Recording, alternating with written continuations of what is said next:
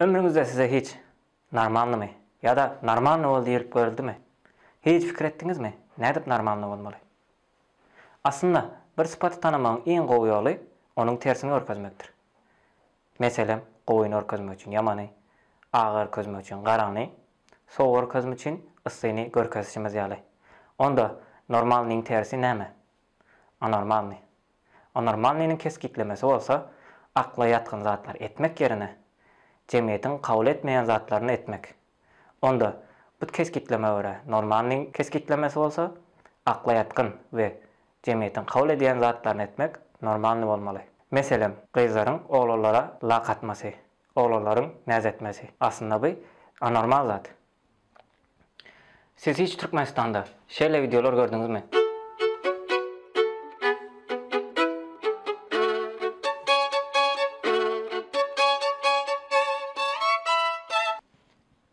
Görmediňiz. Sebäbi Türkmenistanda anormal diýip hasaplanýan zat. Ýöne Afrika döwletlerinde ýa-da başga döwletlerde namazlarda tans etmek ýa-da gynançly günlerde aýdym aýtmak normal hasaplanýar. Ýa-da ýönekäý meselem, Türkiýe başda geleniňizde adamlaryň kellelerini çakışdyryp salamlaşmasy size anormal gelen bolup biler. Ýöne wagtyň geçmegi bilen siz hem olaryň edýän hereketlerini etmäge başlarsyňyz. Diýmek näme? Normalny we anormalny wagta we yere göre ütgeýär. Onna normalnyny we anormalnyny keskitleýänler kimler? Diňe jemgyýetiň kabul edýän zatlaryny etmek sizi normalny adam edermi? Meselem, erkek bolsaňyz jemgyýet sizden güýçli, batyr, girişçiň, aktiv we duýgularyny saklap bilýän bolmagyňyzy isler. Gyz bolsaňyz bolsa, güýçsiz, çekinjeň, duýgularyna ýeňilýän we erkekler näme diýse şonu edýän bolmagyňyzy isler. Bu islegler sizin jinsi pasportuňyzy ortaga goýar. Eger jemgyýetiň berýän bir rollaryndan çyksaňyz, jemgyýet sizi tanqidlar. Eger bu rollardan uç derejede çyksaňyz bolsa, jemgyýet size däli diýip etiket ýapyşdyrar. Onda däli bolmak ýaman zatmy. Meselem siz 60 ýaşynda eline rol alyp, ses çykardyp, ulag sürüp oýnaýan birini görseňiz, näme edersiňiz? Hiç zat edip bilmersiňiz. Sebäbi ola däli we sizin eliňizden hiç zat gelmez. Jemgyýeti emele getirýänler adamlar. Onda normalnyny keskitleýänler hem olar bolmaly. Onda aklymyza şu soru geler. Adamlar normalmy? Psihologiýanyň gurjularynyň hasaplanýan Sigmund Freud'a görä adamlar herekete geçirýän olaryň içinden gelen tebigy energiýalardyr. Biz bu energiýa kıskaça ego diýip bileriz. Egony bolsa tereze mezetip bileriz. Sağda superego, çepde id ve ortada bu iki energiýany deňarymlykda saklayan ego. Superegony ahlakly, namusly ve köpçülükde adamlaryň senden garaşýan zatlaryny etmek. Meselem, arassa geyinip, mulayim olup, gowluk edip, hemmelere güler yüzlü bolmak. Id bolsa adamın Mowgli ya da Tarzan tarafıdır. Yani adamların yırtıcı tarafı. Bu energiýany herekete geçirýän zat seksistliği ve agresiflik duygusudur. Ego bolsa bularyň ortasyndadyr. Adam hemişe ahlakly, yani superegosu bilen hereket edip bilmez. Arada söýünür, urşar ýa-da jinsi gatnaşyklara girmek isler. Adamlar bu energiýalaryny dostlary, ýakynlary, oýunlar, sport ýa-da filmler arkaly ýatışdyryp biler. Wagtyna ýatışdyrylmadyk tebigy energiýalar adamlaryň içinde azgınlyk ve agresiflik, yani rehimsizlik duýgusyny döreder. Adamlaryň egosyny ýatışdyrmak üçin iň köp ulanýan usuly rehimsizlik, zalymlyk ýa-da gaharjanlykdyr.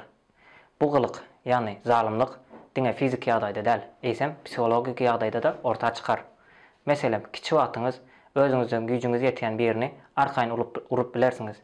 Ýöne ulaldyňyz we jemgyýetiň size berýän rollarynyň arasynda uruşup görmek ýok. Bu sebäpden eliňizde diňe sögülmek ýa-da psihologik zulm etmek galýar. Ve adamlar bu rolunu haky bilen ýerine ýetirip bilýär. Meselem, bizim videolarymyzyň aşagyna dogan, garyndaş, aga, ini goýmany arkaýyn sögünüp bilýärler. Olaryň üçin ol adamyň videonu taýarlanan adama ýa-da videonu taýarlanan adamyň ol adama hiç zat etmesine gerek ýok. Ýa-da Maladys Atabay misaly bilen görkezelim. Atabay adynaky oglan ogurluk edipdir. Ogurluk jemgyýetiň normal diýip hasaplayan çyzygyna girmeýär.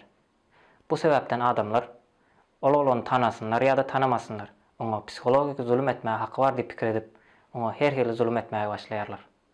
Yöne bir gün Allah örkezmesin.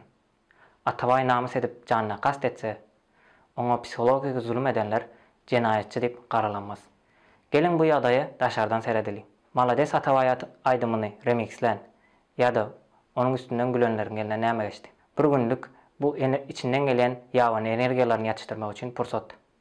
Atavaýyň eline näme geçdi? Psikologiki travma. Hemme bu zatlardan soň aklyma şu soraw gelýär. Adamlar gowmy ýa-da ýamanmy? Freud bu sorawy ýaman diýip jogap berýär. Sebäbi ne bolsa ýene id energiýasyna baglaýar. Ýani adamy herekete geçirýän zadyň seks we agressivlik düşünjesi we ölümden gaçma gorkusydygyny belleýär. Edil Darwin'in evolüsiýa teoriýasyndaky ýaly. Güýçli olan ýaşar, güýçsiz olan ýok bolar. Ve adam hemişe güýçli bolmak isler. Ve bu güýçli bolmaň aňyrsynda bolsa soňsuz bolmak isleg ýatar. Ýöne adamlar ölümli. Bu sebäpden soňsuz bolup bilmeýär. Soňsuz bolmagyň ýeke tek ýolu bolsa nesliniň dowamy. Nesliniň dowam etdirmek üçin adamlar seks, ýagny jinsi gatnaşyga girmek isler. Ve ölümden hemişe gaçar. Freud'un böyle düşünmesinin aslında geň aldyrjy däl. Sebäbi Freud adamlaryň nähili başydygyny görkezýän Birinji Dünýä uruşuny gördü. Mençe de Freud bu düşünjelerini mamly. Eger adamlar gowy bolsady, onda uruşlar, cinayetler ya da zulümler bolmazdy. Ýöne adamlary ýawan energiýalarynyň gorayan zat olaryň ahlaklarydyr. Normalny bolary ya da bolmaly. Ahlagymyzdan uzaklaşmadykça hemmemiz gowy bolarys.